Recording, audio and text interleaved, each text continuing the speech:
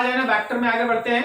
Last time हम लोग vector में डिस्कस किए थे कि वेक्टर एक ऐसा फिजिकल क्वांटिटी होता है जिसका मैग्नीट्यूड होता है, जिसमें डायरेक्शन होता है और जो वेक्टर अलजेब्रा को फॉलो करे।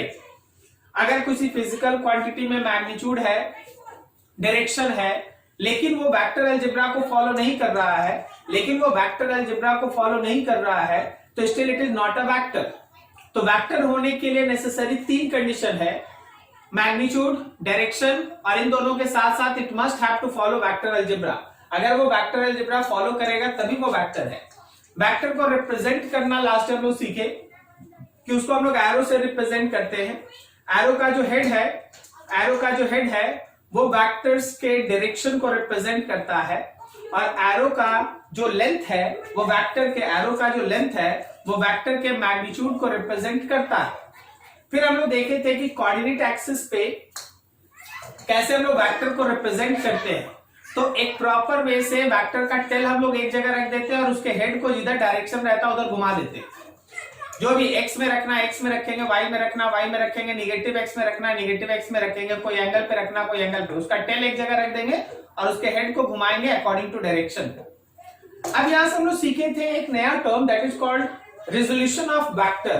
वेक्टर का रिजोल्यूशन में क्या हम लोग सीखे कि कभी भी अगर कोई वेक्टर है जो किसी एक प्रॉपर एक्सिस की तरफ नहीं है, मतलब वो केवल एक्स या केवल वाई में नहीं है, बीच में है कहीं, तो उसके वेक्टर का कुछ कंपोनेंट एक्स में और कुछ कंपोनेंट वाई में होता है, कुछ कंपोनेंट वेक्टर का एक्स में और कुछ कंपोनेंट वाई में होता है। तो किसी भी वेक्टर का गिवन डायरेक्शन की तरफ कंपोनेंट निकालने का जो मेथड है उसी को हम लोग रिजोल्यूशन ऑफ वेक्टर कहते हैं। और इसके लिए एकदम सिंपल सा ट्रिक बताया गया कि वेक्टर जिस एक्सिस के साथ थीटा बनाएगा उधर वाला कंपोनेंट वेक्टर का cos थीटा टाइम्स होगा, और दूसरा जो परपेंडिकुलर एक्सिस है उधर का कंपोनेंट वेक्टर का sin थीटा टाइम्स होगा। ठीक है ना? तो that particular concept is very important, क्योंकि उसी के बेसिस पे धीरे धीरे आज के क्लास में हम लोग आगे बढ़ेंगे। ठीक है? क्या यहां तक किसी को डाउट समझने में?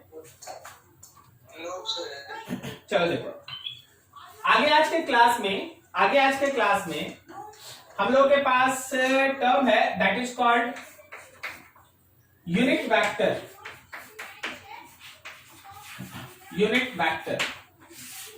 इसको हम लोग है ना, कोई भी वेक्टर ले लीजिए, जैसे ए है उसके ऊपर कैप, ये ऊपर कैप जो लगता है ना वो यूनिट वेक्टर को दिखाता है। ठीक है? यूनिट वेक्टर एक ऐसा वेक्टर होता है जिसका एक प्रॉपर डायरेक्शन होगा, लेकिन उसका मैग्नीट्यूड हमेशा होगा 1, उसका मैग्नीट्यूड हमेशा 1 होता है। ठीक है? जैसे एक vector having unit magnitude but any proper direction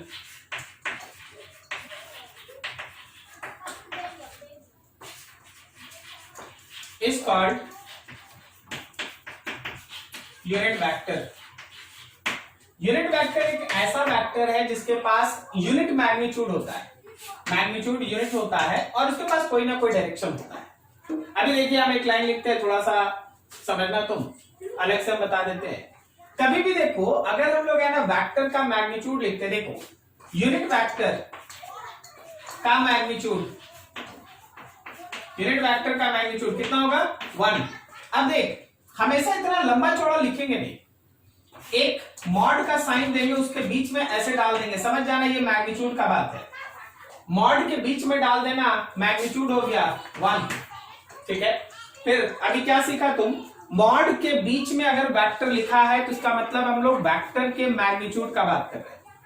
अगर हम लोग पास यूनिट वेक्टर है तो यूनिट वेक्टर का मैग्नीट्यूड 1 होता है। अब जरा देखना एक तरीका से, मान लो जैसे हम लोग के पास एक एग्जांपल समझो, सपोज हम लोगों के पास B एक वेक्टर है और ये वेक्टर कितना है तो 10 यूनिट मैग्नीट्यूड है अलोंग मान लो x एक्सिस,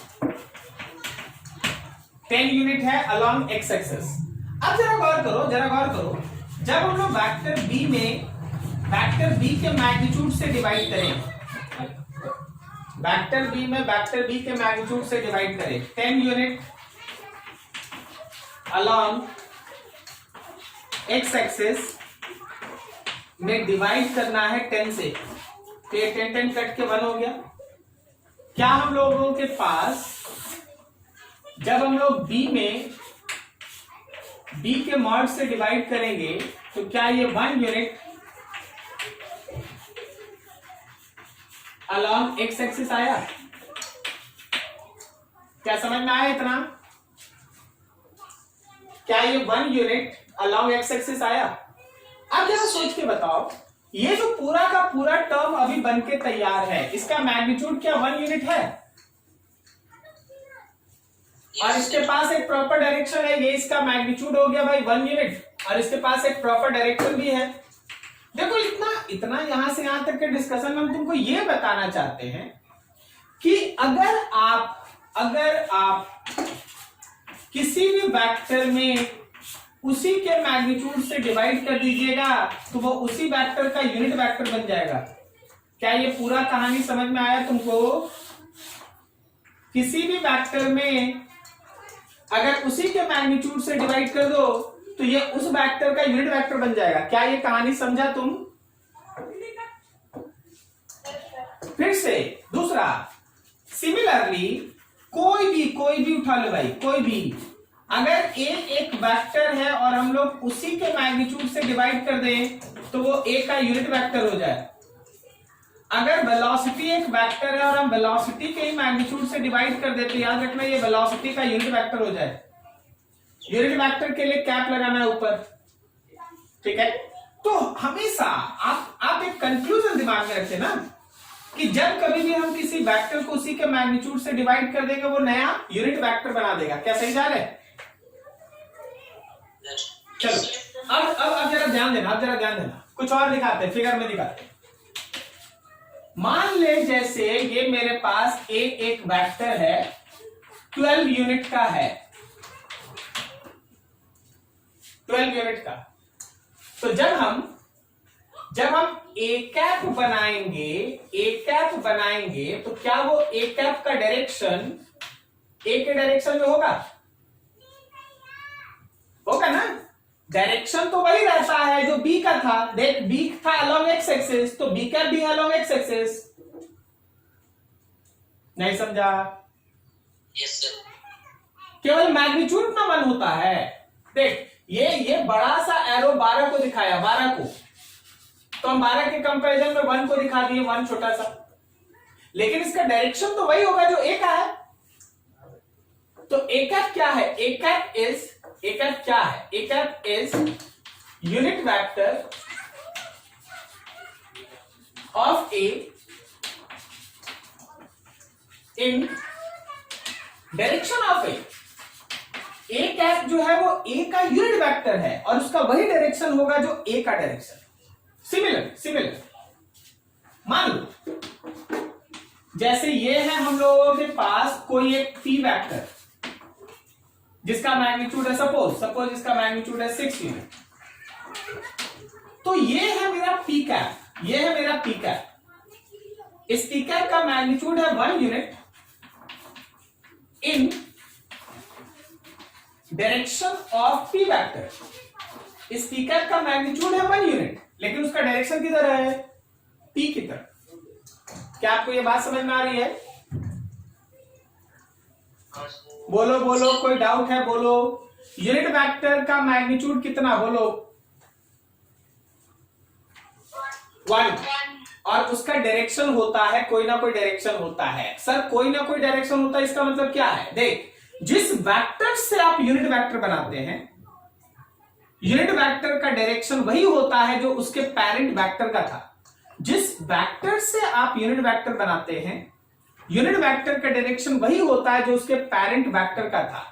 ए कैप का डायरेक्शन वही होगा जो ए वेक्टर का था। पी कैप का डायरेक्शन वही होगा जो पी वेक्टर का है।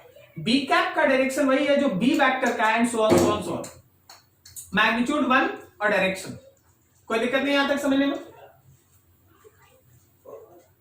ठीक है। अब देख,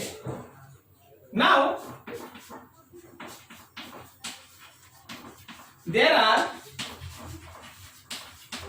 three important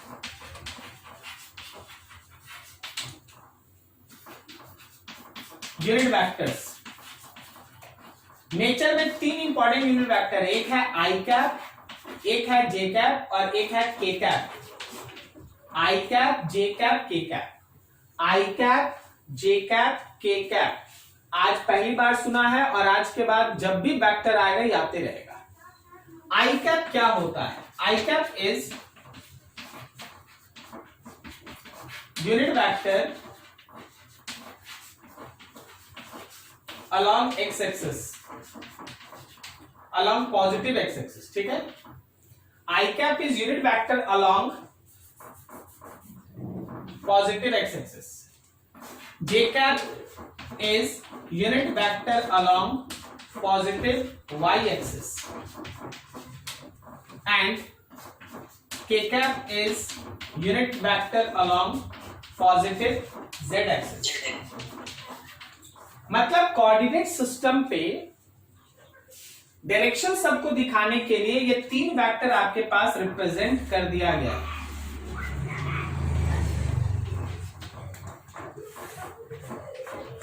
ये मान लें एक्स एक्सिस, ये वाई एक्सिस, ये Z axis.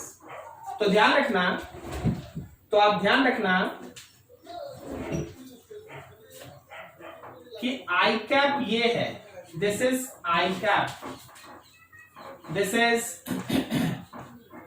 J cap, and this is K cap। तो ये तीन यूनिट वेक्टर है। आगे का जो भी डिस्कशन है वो इसी से स्टार्ट होता है। बोर्ड पे एक एक लाइन आप स्क्रीनशॉट ले लें, एक एक लाइन फिर पढ़े। अगर लगता है कि नहीं इसमें क्या लिखा हुआ समझ में नहीं आ रहा, बात करें, नोट करो अच्छे से, देखो और समझो। अब अगला सर,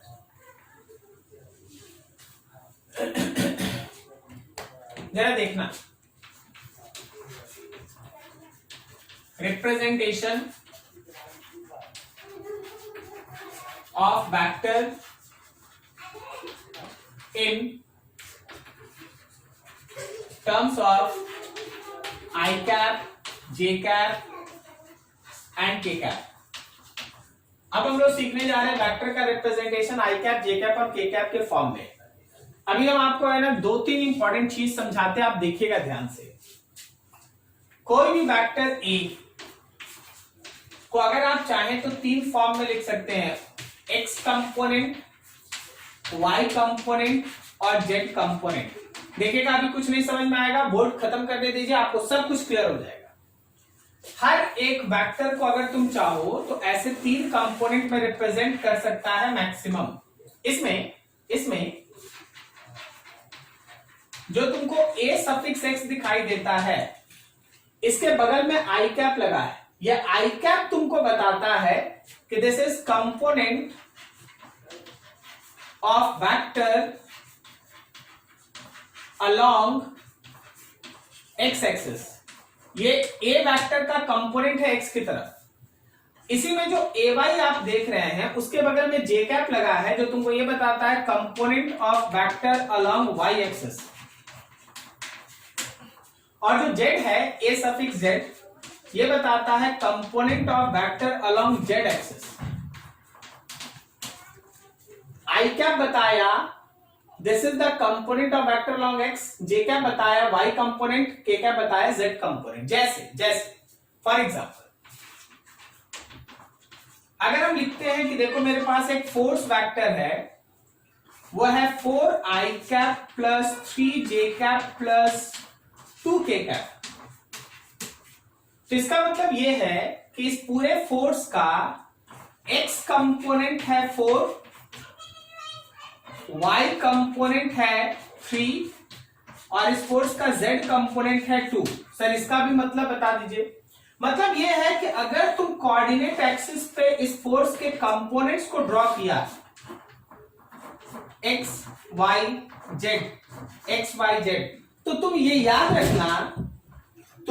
रखना कि x की तरफ 4 न्यूटन का फोर्स है, x की तरफ 4 न्यूटन का फोर्स है, ये फोर्स अलोंग x है 4, y की तरफ 3 न्यूटन का फोर्स है, this is force along y 3, और z की तरफ 2 न्यूटन का फोर्स है, this is force along z which is 2। ठीक है, थोड़ा और आगे बढ़ते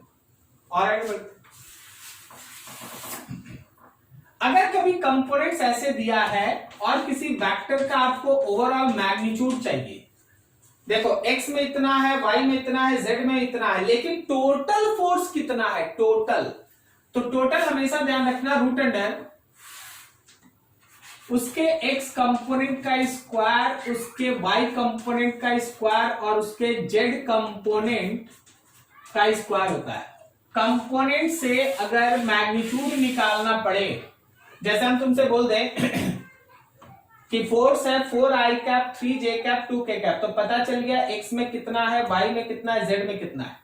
लेकिन अगर हम बोल दें कि बता जी टोटल फोर्स का मैग्नीट्यूड कितना है, तो अगर आपको यहां टोटल फोर्स का मैग्नीट्यूड चाहिए, मेरे पास फोर्स वेक्टर था अभी आपका 4i cap plus 3j cap plus 2k cap, तो अगर कोई बोल दिया कि इस पूरे फोर्स का मैग्नीट्यूड बता दो, तो वो है अंडर रूट 4 का स्क्वायर प्लस 3 का स्क्वायर और प्लस 2 का square, so it is under root 16 plus 9 plus 4, so it is under root 29। ये तुम्हारे फोर्स का मैग्नीट्यूड है। तो जब कभी भी किसी वेक्टर को कंपोनेंट्स में दिखाना रहा, आई कैप, जे कैप, के कैप, तो हमेशा ध्यान रखना वेक्टर ऐसे लिखा रहता है। अब ये भी जरूरी नहीं है कि हर वेक्टर में तीनों कंपोनेंट हो, ये भी जरूरी नहीं। अब हम जो छोटा छोटा एग्जांपल लिखेंगे तुम बस उसको देखते चलो, ठीक है। यानी मान लो जैसे ये मेरे पास एक्सिस है, एक्स एक्सिस, वाई एक्सिस, और इस डायरेक्शन में एक वेलोसिटी है 5 मीटर पर सेकेंड।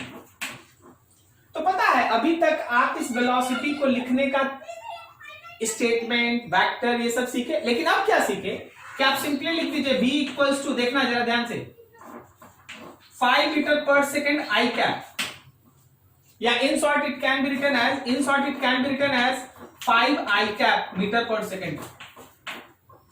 क्या इस आई कैप को देख के आपको पता चल गया कि ये किस डायरेक्शन में है? Yes sir. ठीक है। क्या इस 5 को देख के आपको पता चल गया इसका मैग्नीट्यूड कितना है? Yes sir. तो वेक्टर का दो इंपॉर्टेंट चीज है, एक मैग्नीट्यूड और दूसरा डायरेक्शन, दोनों नोन। इसमें जे कैप या के कैप नहीं है क्योंकि ये पूरा वेक्टर एक्स में है, इसलिए इसमें जे कैप और के कैप नहीं है। अब और आगे देखते चलो। अगला एग्जांपल, मान लो जैसे हम तुम्हारे पास एक साथ 2-3 वेक्टर लिखते हैं, ये x है, ये y है, ये माइनस x है, ये माइनस y। क्या है, एक वेक्टर इधर है, एक फोर्स F1 है 4 न्यूटन, एक फोर्स F2 है 2 न्यूटन, एक फोर्स इस डायरेक्शन में है, थोड़ा और बड़ा कर लो, एक फोर्स इस डायरेक्शन में है मान लो 6 न्यूटन, और एक फोर्स यहां है, इधर जगह कम है यहां लिख देते हैं, F4 है 1 न्यूटन। अब अगर वेक्टरली हम लिखें तो क्या हम F1 वेक्टर को लिखेंगे 4i कैप? क्या समझा? Yes sir. ठीक है, जरा बताते चलना, क्या हम लोग F2 को लिखेंगे 2j कैप? अब कोई बताओ F3 तुम क्या लिखेगा? चलो बताओ F3 -6i कैप। क्या सही बोले? यहाँ ये माइनस साइन क्या बताता है कि हम लोग माइनस आई कैप क्या बताता है कि हम लोग किस डायरेक्शन में है?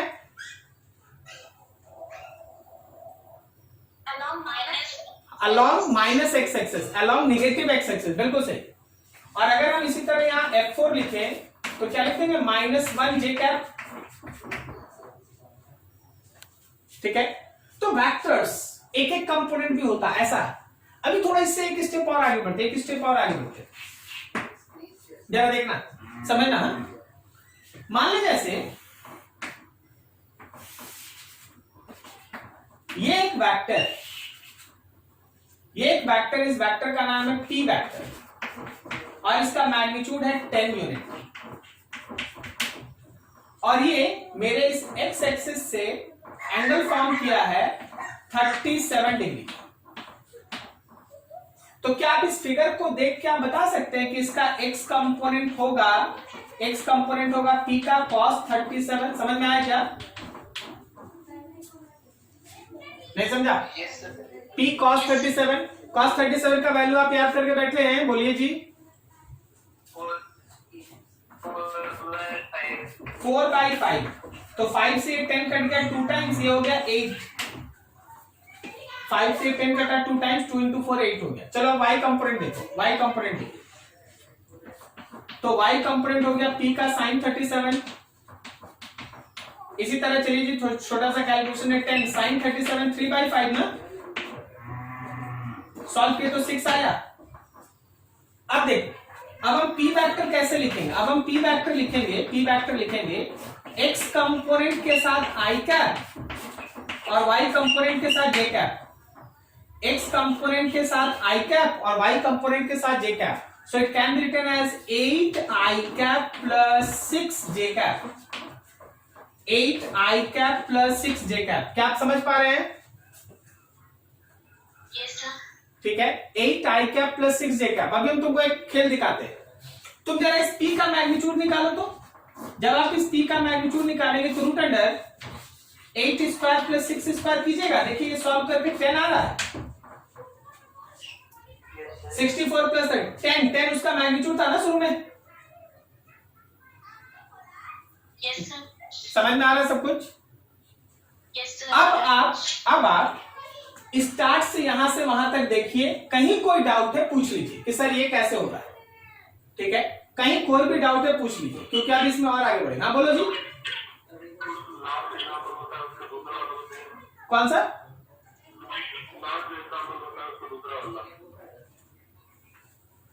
ये वाला,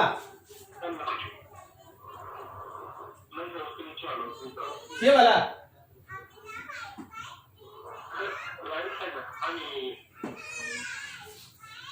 लास्ट एक क्लास किए थे ना कंपोनेंट वाला। हाँ ठीक है, ठीक है, ठीक। यहाँ P है, ये एंगल है थीटा, तो मेरा x कंपोनेंट होगा ना P cos थीटा। सही।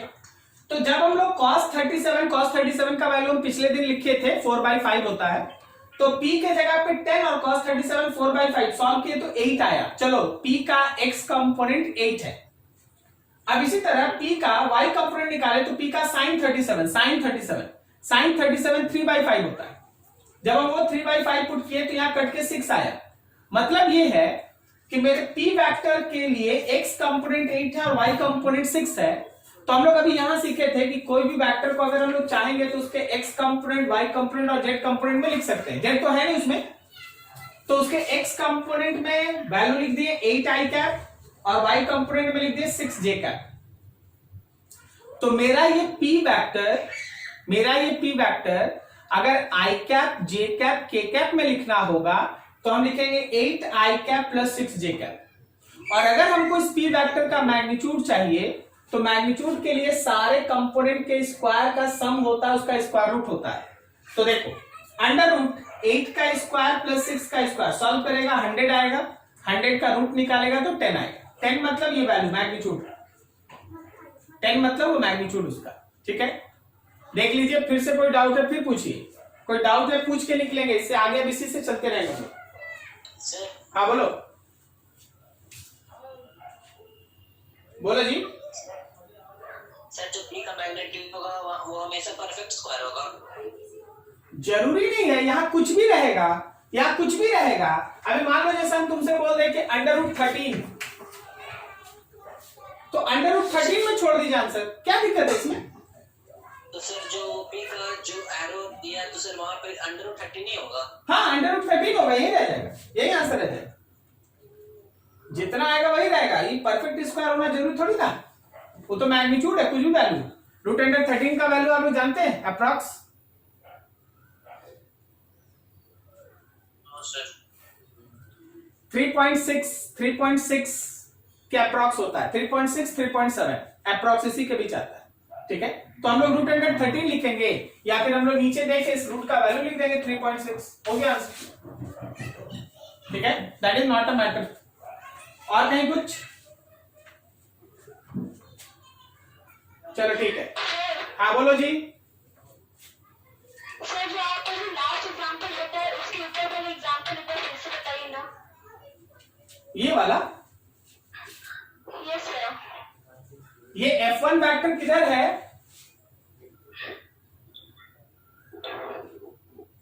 Sir X axis. X axis, तो मैग्नीट्यूड है 4 और एक्स एक्सिस के कारण लगा I cap. Yes sir. F2 vector किधर है? एरो देखो पता चल जाएगा। Y axis. तो मैग्नीट्यूड है 2 और y के लिए लगा है जे कैप। Yes sir. मेरा ये F3 वेक्टर किधर है? Sir negative x axis. तो मैग्नीट्यूड के लिए 6 लगा है और निगेटिव के लिए माइनस आई कैप। Yes sir. ठीक है, ये मेरा F4 वेक्टर किधर है? Negative Y axis. मैग्नीट्यूड 1 और निगेटिव के लिए लगा माइनस जे कैप। Yes sir. ठीक है, ठीक सर। चलो और कुछ किसी का?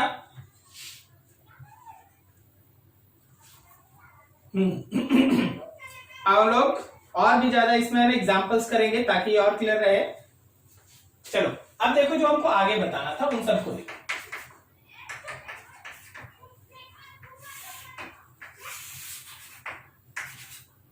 ये एक्स एक्सिस, ये वाई एक्सिस, ये निगेटिव एक्स, ये निगेटिव वाई। मान लो जैसे इधर एक वेक्टर है, इस वेक्टर का नाम है बी वेक्टर और इसका मैग्नीट्यूड है कितना लिख दे? बोलो जी, जो अभी क्वेश्चन पूछे बोलिए, आप ही बोलिए कितना लिख दे? 11 लिख देते। ठीक है, 11 लिख देते। चलो ये 11 यूनिट है। ठीक है, 11 यूनिट।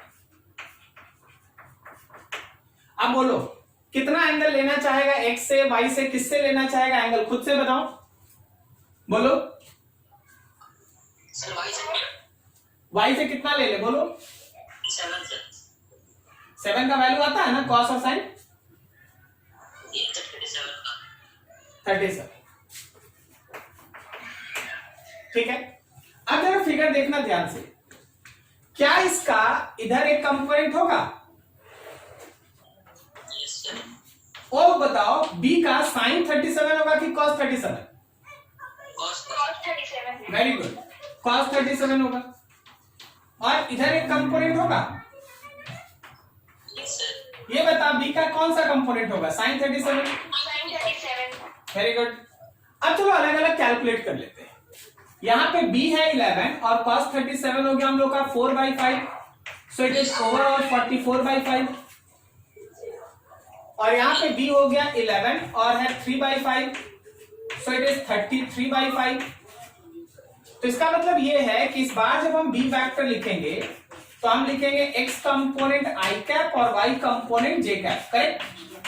लेकिन जब हम x कंपोनेंट का डायरेक्शन देखते हैं तो वो निगेटिव x की तरफ है, तो वैल्यू हो गया 33/5 x कंपोनेंट और हो गया माइनस आई कैप। y कंपोनेंट का वैल्यू है 44/5 लेकिन यह है पॉजिटिव की तरफ, तो j कैप। क्या तुमको समझ में आया? सही है, कोई दिक्कत? No sir. अब अगर आप इसका मॉड निकालिएगा, कोई बता दो तो इसका मॉड निकालेंगे तो ये आंसर कितना आएगा? 11 आएगा। 11 आएगा। आपको अगर थोड़ा मेहनत करना है तो एक बार बना के देख लीजिए। 33/5 का स्क्वायर और प्लस 44/5 का स्क्वायर। आप लोग आराम से घर में समय देके निकाल के देखिएगा, 11 आएगा। माइनस एक्स एक्सिस पे तो सिर्फ माइनस साइन नहीं होगा। अब बोल, स्क्वायर से फर्क पड़ा? यस। कोई फर्क नहीं। याद रखना प्लस ही होता है, अगर माइनस होता तो तुमको आदमी बता रहा होता। होगा ही नहीं कभी माइनस, माइनस रहेगा तो भी प्लस ही होगा क्योंकि तुमको स्क्वायर करना है। समझा? ठीक है सर। ठीक है, ये समझ में आया? चलो और एग्जांपल करते हैं।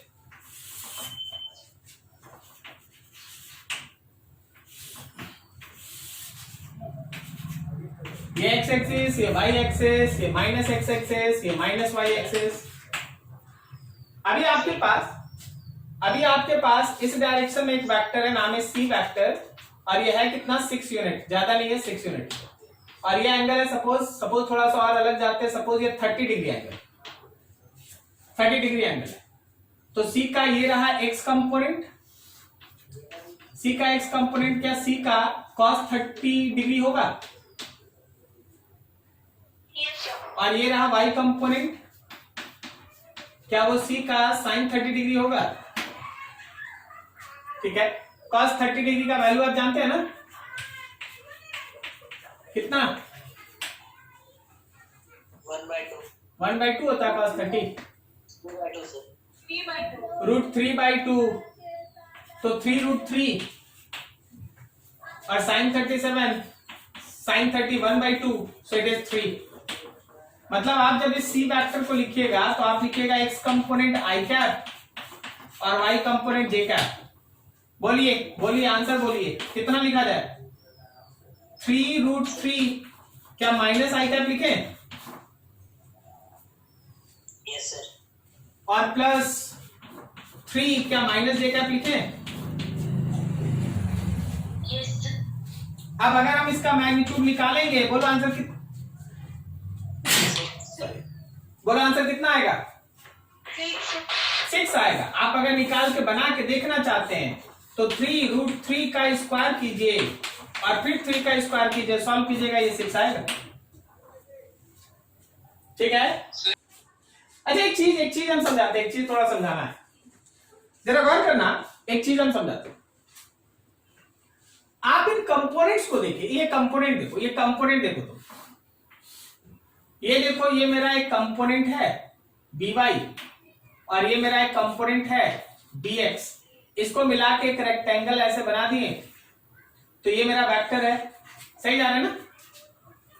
Yes sir. अब वेक्टर यहां से बनाया एंगल थीटा, y से बनाया थीटा, ठीक है? अब देखो इस फिगर को देखना, ये राइट एंगल ट्रायंगल पे देखना, ये राइट एंगल ट्रायंगल पे क्या हम यहां पे tan थीटा लिखेंगे तो परपेंडिकुलर बाय बेस लिखें? देख, परपेंडिकुलर मतलब ऊपर वाला लाइन, परपेंडिकुलर मतलब ऊपर वाला लाइन, क्या ये ऊपर वाला लाइन dx है? और बेस मतलब y कंपोनेंट। चलो ठीक है, अब इस फिगर पे आते हैं, देखो ये था c का x कंपोनेंट और ये था c का y कंपोनेंट, इसको मिला के एक रेक्टेंगल बना लीजिए, तो ये था c वेक्टर और ये यहां से बना रहा था एंगल थीटा। फिर से इस फिगर पे भी ध्यान देना, अगर हम यहां से भी tan थीटा लिखें, तो इस बार परपेंडिकुलर में cy आएगा ना, और बेस में cx आएगा।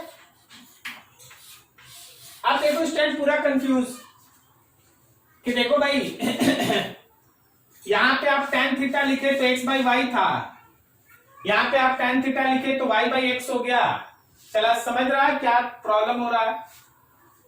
वेक्टर का डायरेक्शन आप अगर x से निकालना चाहते हैं, वेक्टर का डायरेक्शन मतलब एंगल, वेक्टर का डायरेक्शन अगर आप x से निकालना चाहते हैं तो y component by x component होगा। देखो x से निकालना है तो y/x होगा, और अगर y से निकालना है तो x/y होगा। क्या समझ में आया? Yes, sir. चलो अब यहां ध्यान दो जो अभी पढ़ा उसके लिए। फॉर डायरेक्शन ऑफ वेक्टर का डायरेक्शन, सी दैट बताइएगा। मान लीजिए ए वेक्टर है और हम एक्स एक्सिस के साथ थीटा निकालना चाहते हैं, तो देखिए ये परपेंडिकुलर और ये बेस, क्या ये परपेंडिकुलर उसका y कंपोनेंट है?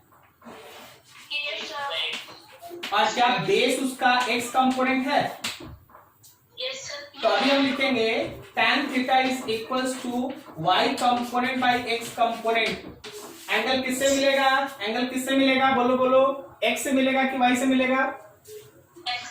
x से मिलेगा, x से मिलेगा। अब सिमिलरली देख लो जी, आप लोग सब कोई समझिए, दोनों तरफ से चलिए। मान लीजिए हम लोग के पास b एक वेक्टर है और वो है ना y से थीटा बनाता है, तो फिर से देख रेक्टेंगल ऐसा, ये रहा इसका y कंपोनेंट, ये रहा उसका x कंपोनेंट। तो इस बार अगर हमको tan थीटा लिखना है तो b कौन सा कंपोनेंट? dx बाई dy निकाल लेंगे। क्या समझ में आ रहा है? चलो ठीक है, वहां तक नोट करो, कुछ और आगे बढ़ते हैं। कहीं डाउट है फिर से बात कर लो।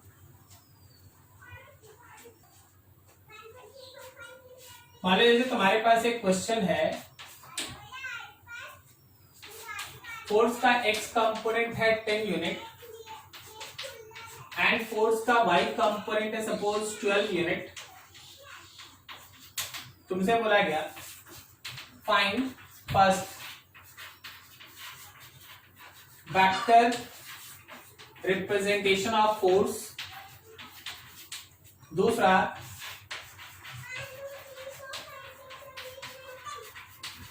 Magnitude of force, third direction of force from X axis. एकदम छोटा सा क्वेश्चन, एकदम छोटा सा। क्या बोलता है? फोर्स को कैसे लिखे बोलो? 10i cap plus 12j cap. 10i cap plus 12j cap, first answer.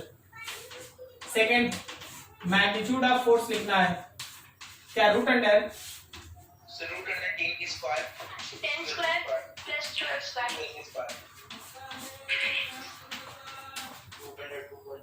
Root under 244, ठीक है ना? अप्रोक्सीमेटली कितना? तो ये अप्रोक्सीमेटली लगभग है ना 15.5 के अप्रोक्स आएगा, ठीक है, 15.56 ऐसे ही रहेगा। थर्ड वो आप निकाल लीजिएगा, एग्जैक्ट देख लीजिए। थर्ड बोला गया डायरेक्शन। डायरेक्शन किससे बोला गया? डायरेक्शन का मतलब हुआ एंगल, ओके, एक्स एक्सिस से। तो क्या हम tan theta is equals to force का डैश कंपोनेंट बाय फोर्स का डैश कंपोनेंट। फोर्स का कौन सा component? y by x। y कितना? 12, x कितना? 5, sorry 10, it can be 6 by 5। तो सर कैसे लिखेंगे? अरे भाई तुम ऐसे ही छोड़ दो ना, tan theta is equals to 6 by 5, या ज्यादा मेहनत करना है तो theta equals to tan inverse 6 by 5 लिख के छोड़ दीजिए। This is your perfect answer, कोई इशू नहीं। एक्चुअल एंगल केवल उसी का तुम बता सकता है जो तुम पढ़ के आया है, 30, 45, 60, 37, 53 जो आपको बताया गया। बाकी कोई रहेगा जैसे वैसे छोड़ दीजिए, कोई इशू नहीं, ऐसा, ठीक है। ये था तुम्हारे पास अभी तक के डिस्कशन का मैटर, अभी तक के डिस्कशन का यही था मैटर। अब जो तुम्हारे सामने हम रखने जा रहे हैं उसको थोड़ा देखिएगा ध्यान से। वेक्टर में जो अभी तक आप पढ़ रहे हैं ना, उसको थोड़ा सा एक सिंपल वे से हम आपके सामने रखना चाहते हैं। वेक्टर 1 डायमेंशनल होता है, 2 डायमेंशनल होता है और वेक्टर 3 डायमेंशनल भी होता है। 1 डायमेंशनल का मतलब होता है, 1 डायमेंशन का मतलब होता है, आप एग्जांपल्स देखिए, जैसे ये एक्स एक्सिस और वाई एक्सिस में दिखा रहे हैं और वेक्टर केवल एक्स में है, वेक्टर केवल एक्स में है, या फिर वेक्टर केवल वाई में है। एक प्रॉपर डायरेक्शन की तरफ अगर केवल एक्स या वाई एक्सिस की तरफ है तो उसको 1 डायमेंशनल वेक्टर कहते हैं। सिंपल वे से रिप्रेजेंट भी आप करते हैं, आप देख ही चुके हैं। 2 डायमेंशनल वेक्टर किसको कहते हैं? जो एक्सिस के बीच में होता है, ऐसा एक्स और वाई के बीच में कहीं, ये 2 डायमेंशनल वेक्टर। इसमें 2 डायमेंशन होता है, एक्स वाई होगा जरूरी नहीं है, कभी कभी जे और के भी हो सकता है, कभी कभी एक्स और के भी हो सकता है, ओके, लेकिन होगा केवल 2 कंपोनेंट, कोई दिक्कत नहीं इसमें। इसको जब हम लोग रिप्रेजेंट करते हैं तो यहां लिखेंगे तो ax i कैप लिख देंगे, यहां लिखेंगे तो b is equals to b y j cap लिख देंगे। सही है ना, ऐसे ही लिख सकते। और इसको अगर लिखेंगे तो मान लो जैसे सी वेक्टर है, तो इस फिगर के हिसाब से सी एक्स आई कैप और सी वाई जे कैप लिख देंगे। आई मान लो जैसे ये एक और वेक्टर बना दे, मान लो जैसे इधर एक वेक्टर बना दिए, सपोज डी नाम है, तो इसका दो कंपोनेंट एक्स और वाई, ठीक है। तो अगर हम लोग इसको लिखेंगे तो क्या हम डी वेक्टर को लिखेंगे डी एक्स के साथ माइनस आई कैप और डी वाई के साथ माइनस जे कैप। तो सर थ्री डायमेंशनल वेक्टर क्या होता है? ऑब्वियसली तुम समझ रहा है, थ्री डायमेंशनल वेक्टर वो होता है जिसका तीनों एक्सिस की तरफ कोई ना कोई कंपोनेंट हो। ये एक्स एक्सिस मान ले, ये वाई एक्सिस, ये जेड एक्सिस। एक्स में भी कुछ कंपोनेंट है, कुछ कंपोनेंट वाई में भी है, तो कुछ कंपोनेंट जेड में भी है, ठीक है। मान लो ये ए का एक्स कंपोनेंट है, ये वाई कंपोनेंट है और ये जेड कंपोनेंट है। तो ऐसे वेक्टर्स को आप थ्री डायमेंशनल वेक्टर कहते हैं। और जब भी आप थ्री डायमेंशनल वेक्टर रिप्रेजेंट करते हैं, उसमें एक्स भी दिखेगा आपको, उसमें उसका वाई कंपोनेंट भी आपको दिखेगा, उसमें उसका जेड कंपोनेंट भी आपको दिखेगा। सजेशन है कुछ, वो ध्यान रखना।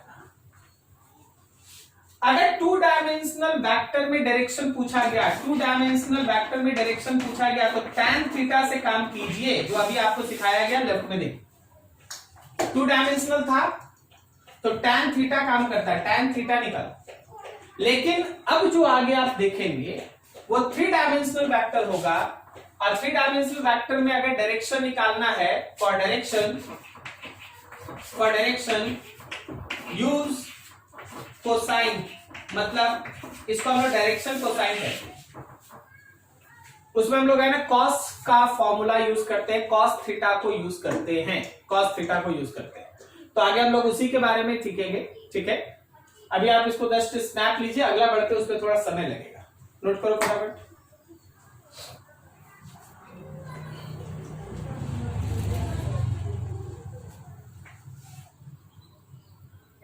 हाँ बोलो।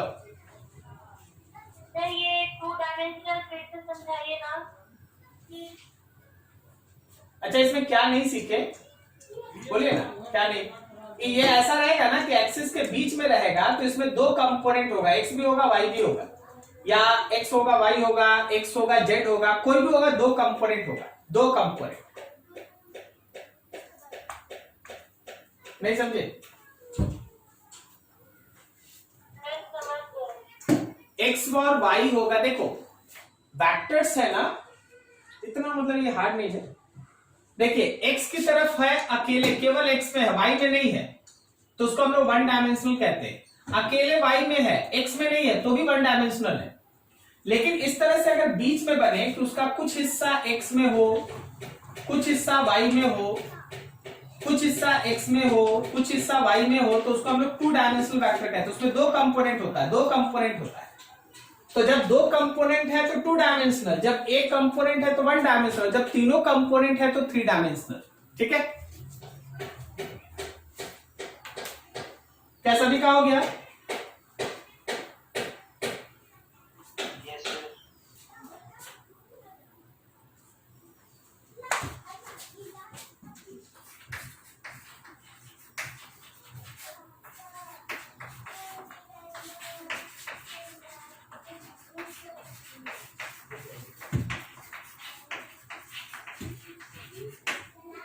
हम लोग के पास कोई एक थ्री डायमेंशनल वेक्टर है या स्पेस वेक्टर है। सबसे इंपॉर्टेंट बात, फिगर पे ध्यान देना, फिगर पे ध्यान देना। फिगर ही तुमको सब कुछ है ना इसमें सिखाएगा। फिगर देख लिया, समझ लिया, तो सब आंसर उसी में, ठीक है। फिगर पे ध्यान देना।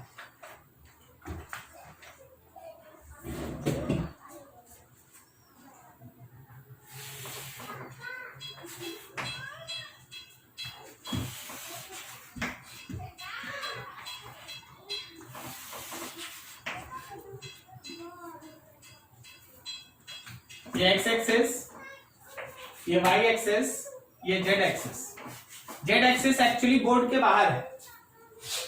हर एक्सिस एक दूसरे के साथ 90 बनाता है, ये आपको मालूम है। हर एक्सिस एक दूसरे के साथ परपेंडिकुलर है। क्लियर? क्या आपको फिगर समझ में आ रहा है?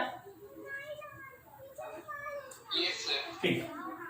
अब देखिए, मान लीजिए आपके पास ये कोई एक वेक्टर है ए, ओ से लेके पी तक, ये हवा में है, हवा में तीनों तरफ इसका कंपोनेंट है। आप इसका एक प्रोजेक्शन गिराइए यहां पर, यहां तक। अब आप देखेंगे ऐसा कि इसके प्रोजेक्शन का कुछ कंपोनेंट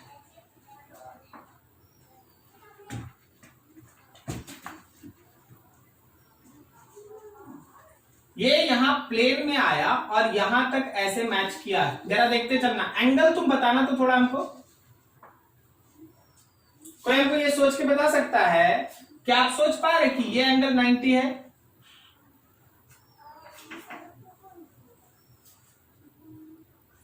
क्या जी, फिगर समझ में आ रहा है?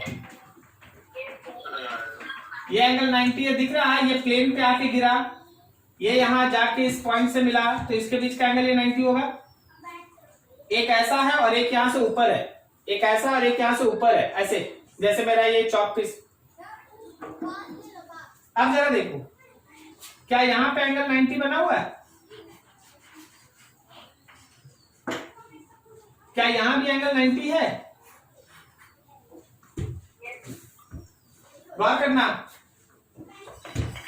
ए वेक्टर का यहां से लेके यहां तक का पार्ट, यहां से लेके यहां तक का पार्ट, ये एक्स एक्सिस की तरफ है, तो ये ए का एक्स कंपोनेंट है।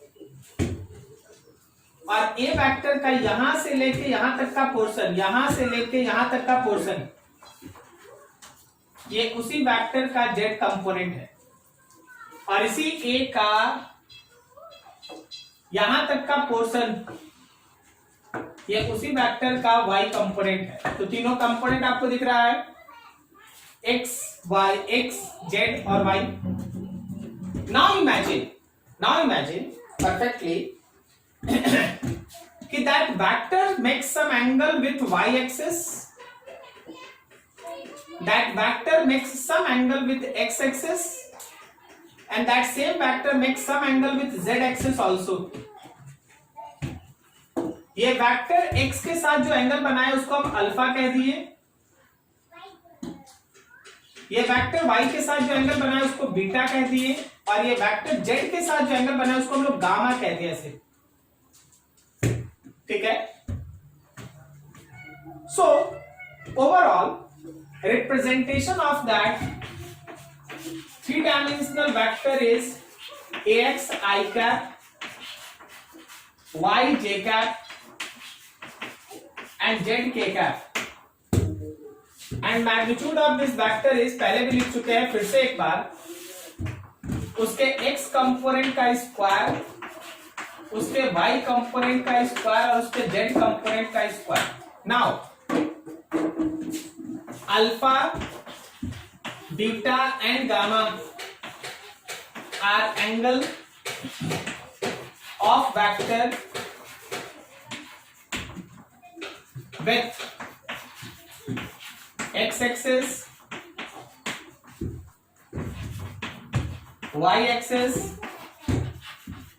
and z-axis respectively।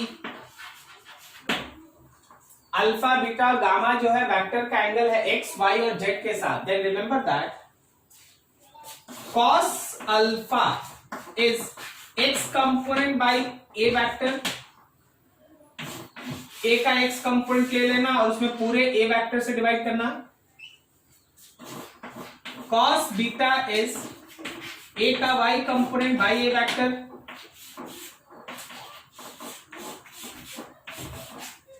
And similarly cos gamma is A का z component by A vector, A का z component by A vector.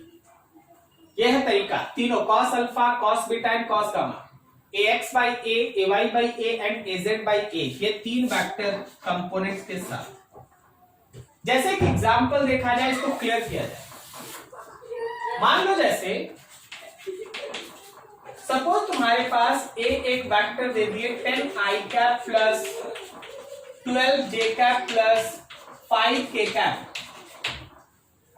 और तुमसे बोले कि a का मैग्नीट्यूड बताओ, तो रूट अंडर 10 का स्क्वायर प्लस 12 का स्क्वायर प्लस 5 का स्क्वायर अंडर रूट 10 का स्क्वायर हो गया भाई 100, 12 का स्क्वायर हो गया 144 और ये हो गया 25। कितना आ गया 269, रूट अंडर 269। सही जा रहे हैं? अब जरा गौर करना, अगर हम तुमसे बोले कि कॉस अल्फा निकालो तो a के x कंपोनेंट में a से डिवाइड करना, देख के बताओ a का x कंपोनेंट कितना है? अरे बोलो केवल 10 है और पूरा a का मैग्नीट्यूड कितना है? Root under 269। This is your cos alpha 10 by root under 269। Root under 269 आप निकाल लीजिएगा, 16 से थोड़ा ज्यादा होगा, 16 से थोड़ा ज्यादा होगा, समझ में आया? 16.1 या 2 होगा, बस इतना ही होगा। ठीक है, अब देखिए इसी तरह अगर हम cos बीटा लिखें तो a का y component by a, y component कितना है? 12 बाय रूट अंडर 269। और इसी तरह अगर हम cos गामा लिखें तो a का z कंपोनेंट बाय a का z कंपोनेंट कितना? 5 by root under 269। This is all about 3 dimensional vector या स्पेस वेक्टर। ये है तुम्हारा 3 डायमेंशनल वेक्टर या स्पेस वेक्टर। कहीं कुछ डाउट कुछ समझने में? ये 3 डायमेंशनल फिगर है, क्या तुमको समझ में आ रहा? 3 डायमेंशनल फिगर देख लीजिए अच्छे से, कुछ डाउट है पूछ लीजिए। वेक्टर का रिप्रेजेंटेशन खत्म हो गया, अगले दिन से अलजेब्रा इसका स्टार्ट हो जाएगा, मतलब एडिशन सब्सट्रैक्शन ये सब। क्या सब तरह का वेक्टर रिप्रेजेंटेशन आप समझ गए?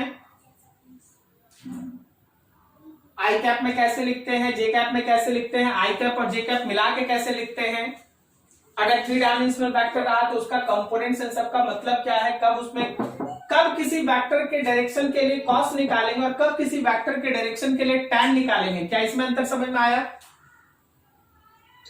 जब मेरा वेक्टर 2 डायमेंशनल होगा तो हम लोग उसके डायरेक्शन के लिए tan थीटा पे रिलाई करेंगे, लेकिन अगर वो वेक्टर 3 डायमेंशनल है तो हम लोग डायरेक्शन कोसाइन निकालते हैं, इसको हम लोग डायरेक्शन कोसाइन कहते हैं,